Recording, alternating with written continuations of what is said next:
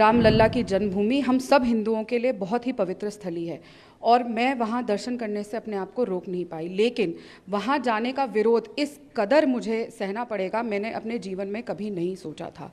मेरे साथ छत्तीसगढ़ प्रदेश कांग्रेस कार्यालय में अभद्रता हुई, मुझे वहाँ पे धक्का मुक्की करी गई, कमरे में बंद कर दिया गया, लेकिन मेरे साथ न्याय नहीं हुआ। मैं चीख चीख कर गुहार करती रही, छोटे से लेकर सबसे बड़े शीर्ष नेतृत्व तक गुहार करती रही, लेकिन मुझे न्याय नहीं मिला। न्याय की लड़ाई लड़ रही हूँ और मेरी लड़ाई कायम रहेगी। लड़की हूँ, लड़ रही हूँ और अंत तक न्याय के लिए लड़ती रहूँगी। आपकी लड़ाई रामलला से है कि आपकी लड़ाई किसी पॉलिटिकल पार्टी से है?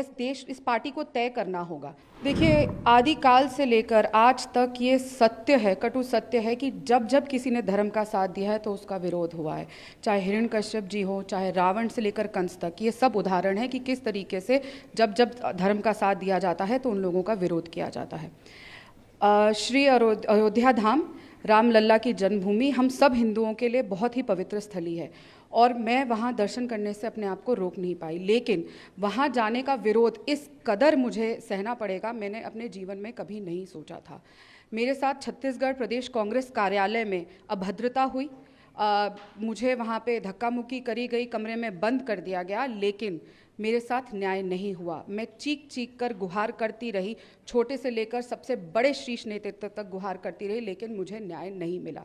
और सिर्फ इसलिए नहीं मिला क्योंकि मैं राम मंदिर होकर आई, मैं रामलला के दर्शन कर कर आई और मैं अपने आप को इस बात से रोक नहीं पाई। जिस दिन से 25 अप्रैल को मैं रामलला के दर्शन करते आई हूँ, मुझे निरंतर विरोध का सामना करना पड़ रहा है पार्टी से, और वो विरोध अब मुझे न्याय के हक से दूर कर देगा और मुझे न्याय नहीं दिया जाएगा।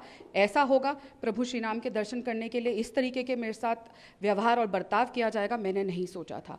22 साल मैंने इस पार्टी में रहकर सेवा करने का काम किया है। NSUI से लेकर AICC मीडिया नेशनल कोऑर्डिनेटर प्रवक्ता होने के नाते मैंने कार्य किए हैं और पूरी निष्ठा से और काम किया है, लेकिन आज जब मुझे न्याय की ज़रूरत थी तो पार्टी चुप थी और मुझे कह दिया गया कि चुप रहो और कोई तुम्हें न्याय नहीं मिलेगा। तो बहुत दुख के साथ, बहुत पीड़ा के साथ आज मुझे अपने पार्टी पद से, प्राथमिक सदस्यता से मैंने इस्तीफा दिया है, लेकिन मुझे पूरा यकीन है कि रामलला मुझे न्याय ज़रूर देंगे। मैंने ज्वाइनिंग को लेकर भी विचार किया? जी बिल्कुल नहीं, ऐसा नहीं है। मैं अभी सिर्फ न्याय की लड़ाई लड़ रही हूँ और मेरी लड़ाई कायम रहेगी। लड़की हूँ, लड़ रही हूँ और अंत तक न्याय के लिए लड़ती रहूँगी और मुझे रामलला में पूरा विश्वास है कि जिनके यहाँ मैं दर्शन करके आई हूँ और उसके बाद मेरे साथ जो ऐसी चीज़ हुई है वो ही मेरा साथ दे के मुझे न्याय दिलवाएंगे। मिशन को लेकर आपने कहा कल लवली जी ने भी बीजेपी ज्वाइन की, उन्होंने बड़े आरोप पहले लगाए थे गंभीर कि उनकी पार्टी में उनकी नहीं सुनी गई है, टिकट जो बंटवारा हुआ वो नहीं सुना गया है, लगता है और भी कुछ कमियां हैं पार्टी में? देखिए, मैं इतना जानती हूँ कि पार्टी जैसा कहती रही मैं वैसा करती रही। मैंने कभी भी पार्टी लाइन क्रॉस नहीं करी, पूरी निष्ठा से, पूरी ईमानदारी से मैंने काम किया है। अभी भी मैं पिछले 1 महीने से छत्तीसगढ़ में थी, लेकिन जब हम दिन रात इस पार्टी के लिए काम करते हैं, न्याय की लड़ाई लड़ते हैं और जब हमारे साथ ऐसी घटना होती है जैसा मेरे साथ हुआ, मैं चीखती चिल्लाती जो हमारा मंदिर है वहाँ से भागी और फिर भी न्याय नहीं मिला और सबने मुझे चुप करने को कह दिया गया, सिर्फ इसीलिए क्योंकि मैं प्रभु श्री राम के दर्शन करके आई हूँ, सिर्फ इसीलिए क्योंकि मैं एक हिंदू हूँ, एक सनातन धर्म को फॉलो करने वाली हूँ, हिंदू धर्म को रामलला की पूजा उपासना करने वाली हूँ, तो इसीलिए मुझे न्याय ना देना। तो ये पार्टी कहाँ जा रही है, क्या कर रही है? आपकी लड़ाई रामलला से है कि आपकी लड़ाई किसी पॉलिटिकल पार्टी से है? इस पार्टी को तय करना होगा। और बाकी चीज़ें तो हम जानते ही हैं किस तरीके से क्या इस पार्टी में हो रहा है, पर लगातार ऐसी चीज़ों पे जाके खिलाफत करना, और मुद्दा ये नहीं है कि चुनाव है क्या है, मुद्दा ये है कि प्रभु श्री राम जो सबके आराध्य है, पूरा देश, पूरे विश्व में खुशी है राम मंदिर की, लेकिन उसकी वजह से कि जो राम जी की उपासना करते हैं उनके साथ ऐसी अभद्रता करना और फिर न्याय ना देना, इससे बड़ा पाप नहीं हो सकता। आपके द्वारा भी आपका इस्तीफा स्वीकार कर लिया गया? मैंने अपना इस्तीफा भेज दिया है। मैंने 6 दिन इंतज़ार किया, न्याय की गुहार करी, मुझे लगातार बोल दिया गया इंतज़ार करो, चुनाव है, रहन दो, भूल जाओ।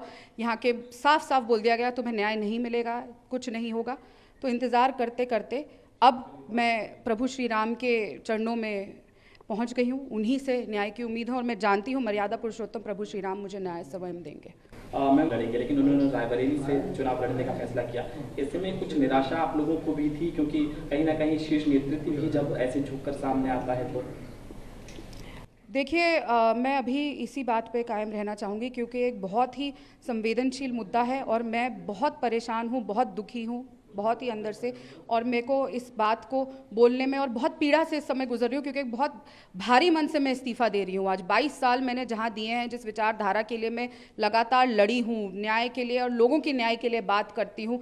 हमारी पार्टी बात करती है महिला न्याय के लिए, किसान न्याय के लिए, युवा न्याय के लिए, श्रमिक न्याय के लिए। और जब खुद के घर में अन्याय होता है और उस पर चुप्पी साध लेते हैं क्योंकि सिर्फ इसीलिए क्योंकि हम राम जी के दर्शन करके आए और न्याय देने से हमें इनकार कर दिया जाता है, तो इस समय ये बहुत ही गहरी चिंतन की बात है। बाकी वो किधर से चुनाव लड़े वो उनकी खुद की मर्जी है, लेकिन मैं अभी और कुछ कहने की स्थिति में नहीं। अगर आप ये वीडियो YouTube पर देख रहे हैं तो हमारे चैनल को सब्सक्राइब करें और बेल आइकन को दबाना ना भूलें। अगर आप Facebook पर ये वीडियो देख रहे हैं तो हमारे पेज को लाइक करें।